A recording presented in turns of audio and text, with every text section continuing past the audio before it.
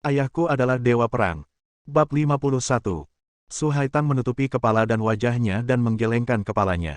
Bibi Zeng, kumohon. Aku berjanji akan mengembalikan uangnya. Bagaimana kalau aku membayarnya kembali 2 kali? Aku membayarnya kembali 3 kali. Aku akan bekerja keras untuk membayar kembali uang itu, jangan lakukan ini padaku. Don, jangan pukul aku, teriaknya. Sungguh memilukan, namun ketiga anggota keluarga Zeng dan preman itu tertawa galak. Tidak ada penonton yang datang untuk membantu. Namun di antara kerumunan itu, ada seorang pria parubaya berambut panjang, yang sedikit mengepalkan tinjunya. Mata mekar dengan niat membunuh. Tapi ada keraguan di wajahnya. Zeng Tao bahkan berkata sambil tersenyum, "Bu, percuma saja memukulnya. Jika kamu ingin memukul-pukul si bodoh kecil itu, pukul si bodoh itu setengah mati dan patahkan kakinya. Jika Haitang masih tidak setuju untuk menikah dengan saya." Bibi Zeng menarik kembali jarinya dan mengangguk, wajahnya penuh kegembiraan. "Putraku benar-benar pintar. Metode ini hebat." Dia menunjuk suaminya, "Zeng tua, mengapa kamu berdiri di sana? Pergi dan cambuk si bodoh kecil itu dengan ikat pinggang." "Aku tidak percaya lagi, metode ini menang tidak berhasil." "Benar saja, aku mencabut ikat pinggangnya, melipatnya ke atas dan ke bawah, meraih kedua sisinya, mengendurkannya dan menariknya, bang." Sabuk itu memekik. Dia melambaikan ikat pinggangnya dan berjalan menuju Su Haiyun di atas pasir. Sambil berjalan, dia berkata, "Begonia, tolong segera setuju. Jika kamu tidak setuju, saudaramu akan dipukuli sampai mati. Kamu tidak mau adikmu dibunuh olehmu, kan? Cepat berjanjilah pada kami. Setelah kamu menikah dengan anakku, kamu akan memiliki kehidupan baik yang tak ada habisnya, jangan jadilah bodoh." Angkat ikat pinggang tinggi-tinggi.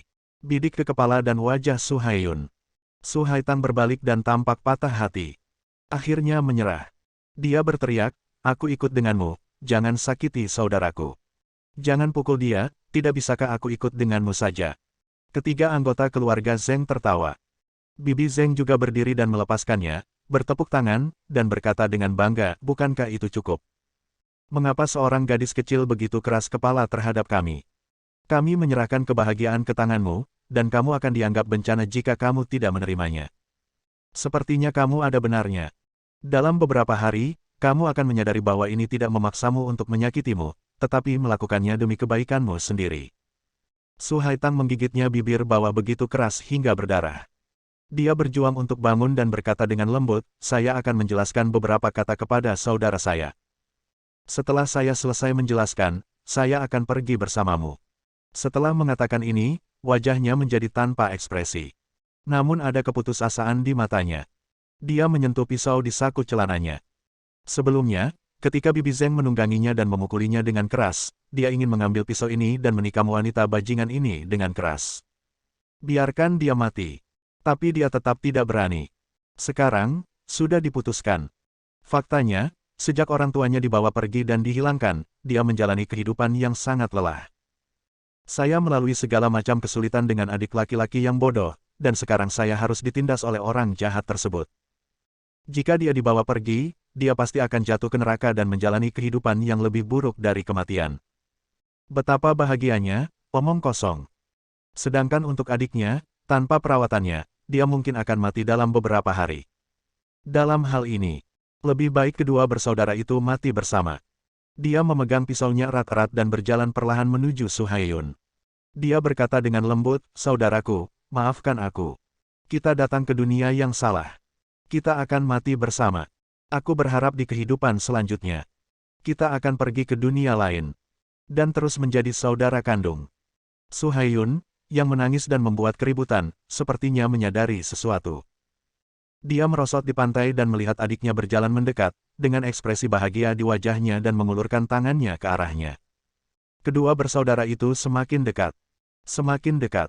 Su Haitang hampir mengeluarkan pisau dari sakunya. Ketiga anggota keluarga Zeng dan orang-orang di sekitar mereka sama sekali tidak menyadarinya. Dua nyawa tak berdosa akan segera hilang, keduanya dirugikan oleh mereka. Zeng Tao masih sangat bangga, senang sekali bisa patuh. "Kamu baru saja setuju untuk kembali bersama kami. Aku akan sangat mencintaimu. Selama kamu melayaniku dengan baik, aku pasti akan memuaskanmu." Ada perasaan yang sangat ekspresif vulgar dan cabul di wajahnya. Su Haitang berlutut di samping kakaknya dan tiba-tiba mengeluarkan pisau. Aku akan menusuk tenggorokannya. Dia memikirkan langkah selanjutnya, mengeluarkan pisaunya, dan menggorok lehernya lagi. Semua rasa sakit teratasi seperti ini. Dan pria parubaya berambut panjang di antara kerumunan, matanya bersinar dingin, dan dia akan mengambil tindakan. Pada saat ini, suara dingin datang dari jauh. Dia setuju, tapi aku belum setuju. Siapapun yang membawanya pergi akan mati. Kata-kata ini penuh kekuatan. Membunuh, hangat, roh jahat, menetes. Pria berambut gondrong itu tertegun sejenak, melirik ke arah pembicaraan, lalu mundur dan menghilang ke tengah kerumunan. Su Haitang gemetar. Dengan pisau di tangannya, dia tidak bisa menahan diri untuk berhenti sejenak. Suara ini agak familiar. Segera setelah itu, dia mendengar tangisan panik dan tidak dewasa lagi. Bibi, apa yang kamu lakukan? Apakah kamu ingin membunuh pamanku? Apa yang kamu lakukan dengan pisau itu? Letakkan. Letakkan dengan cepat. Sesosok kecil bergegas mendekat. Dia segera meraih tangan Su Haitang yang memegang pisau tajam itu. Itu Qian. Su Haitang takut tidak sengaja memotong bayi kecil yang lucu itu, jadi dia segera melepaskannya.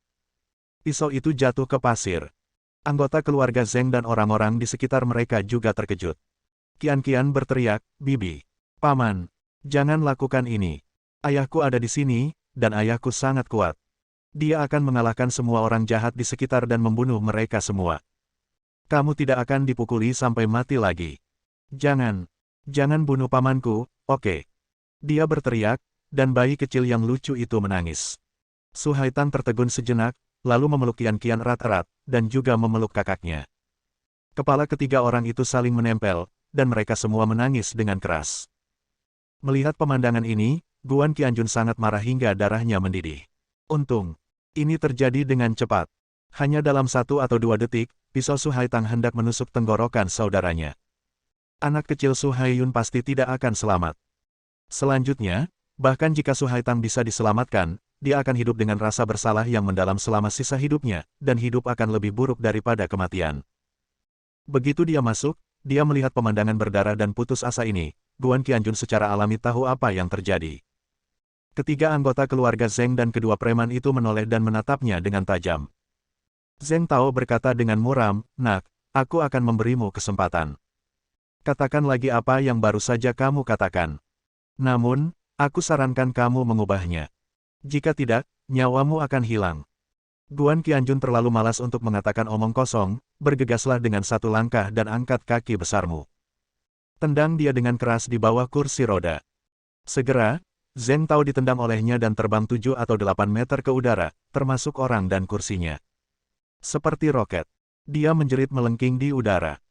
Setelah laki-laki dan kursinya terpisah, dia terjatuh terlebih dahulu dan menghantam tanah dengan keras. Dia jatuh seperti anjing dan mengunyah lumpur, dan kepalanya berlumuran darah.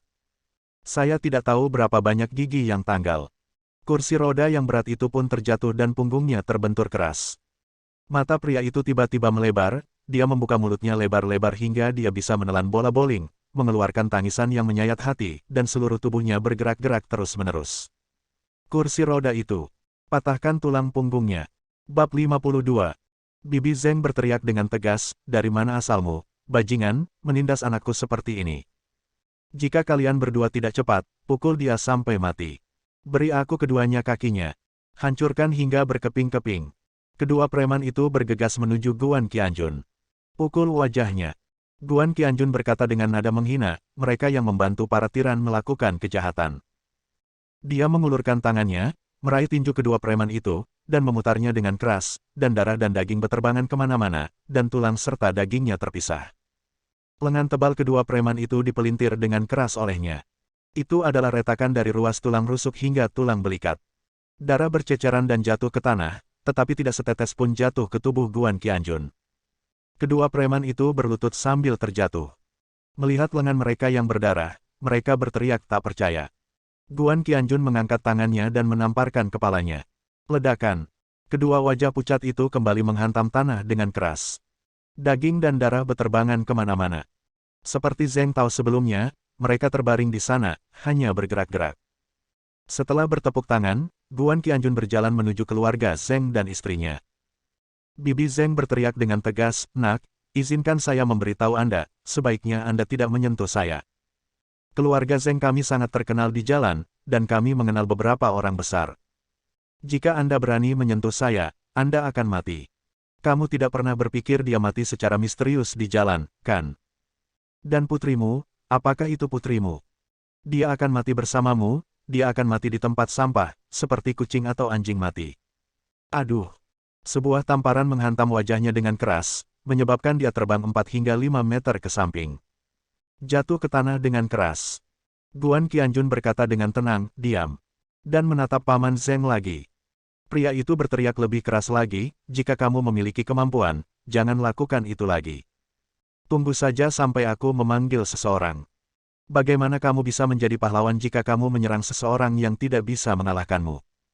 Guan Qianjun tersenyum dingin dan masih terkulai di pasir dengan jari-jarinya. Saudara-saudara keluarga Su yang terus menangis dengan sedihnya tidak berkata apa-apa. Paman Zeng tertegun, apa maksudmu? Begitu dia selesai berbicara, Guan Qianjun menendang perutnya. Bagian bawah tubuhnya tiba-tiba miring ke belakang, dan bagian atas tubuhnya terbang mundur sejauh 4 hingga 5 meter. Berdebar. Dia terlempar begitu keras hingga anjingnya mengunyah lumpur, dan wajahnya berlumuran darah. Guan Qianjun bertepuk tangan dan hendak berjalan menuju tumpukan pasir ketika ponselnya tiba-tiba berdering di sakunya. Dia mengeluarkannya dan melihat pesan WeChat yang dikirim oleh Qi Kunlun. Yang mulia, Jiang Che berkata bahwa dia sangat berterima kasih atas bantuan Anda. Saya juga mengatakan kepadanya bahwa jika Anda tidak menyukai tempat mewah, diam saja. Jiang Che memilih halaman hutan bambu tempat dia bisa makan hidangan lokal paling klasik. Dia bertanya apakah dia ingin menjemputmu. Guan Qianjun dengan santai berkata, tidak, kirimkan saja saya lokasinya. Segera, lokasinya terkirim, kotak 08. Guan Qianjun memasukkan ponselnya ke dalam sakunya, dan kemudian mendengar jeritan nyaring wanita itu. Nak, siapa kamu? Berani memukuli keluarga Zeng kita begitu parah. Guan Qianjun tidak mau repot-repot berbicara dengan sampah rendahan seperti itu. Dia berjalan ke tumpukan pasir, mengambil kian-kian yang menangis, dan menepuk-nepuknya. Dia pergi lumpur di sekujur tubuhnya, lalu lihatlah saudara-saudara keluarga Su yang dipukuli dengan wajah memar dan bengkak. Dia bertanya, apakah kamu baik-baik saja? Su Haitang masih memeluk kakaknya erat-erat, masih merasa ketakutan dan gemetar. Dia menggelengkan kepalanya, melihat sekeliling lagi, dan kemudian menatap Guan Qianjun dengan tidak percaya. Kamu menghajar mereka seperti ini. Guan Qianjun belum menjawab, Qian-Qian berkata dengan bangga, tentu saja. Dia sangat kuat, tidak peduli betapa hebatnya seseorang, bahkan jika dia memiliki ribuan pasukan, dia bisa mengalahkannya. Karena namanya Guan Qianjun. Guan Qianjun artinya meskipun ribuan pasukan datang, dia bisa dikurung dan dipukuli sampai babak belur. Saat dia berbicara, dia melambaikan kedua tangan kecilnya dan tanpa sengaja memukul wajah ayahnya. Guan Qianjun merasa manis di hatinya saat dia mendengarkan. Putriku sungguh luar biasa. Dia benar-benar menampilkan nama ayahnya dengan sangat baik. Aku bahkan tidak tahu. Su Haitang menggigit bibir bawahnya dan berkata dengan lembut, sebaiknya kamu segera pergi. Keluarga Zeng memang sangat berkuasa. Mereka mengenal orang-orang di masyarakat, dan mereka mungkin bisa menelepon lusinan orang. Lupakan saja. Bahkan jika kamu memiliki beberapa keterampilan, kamu pasti tidak akan bisa melawan kami. Begitu dia selesai berbicara, teriakan keras Bibi Zeng datang dari sana, kamu jalan kecil benar, kamu pasti tidak akan bisa untuk melawan kami.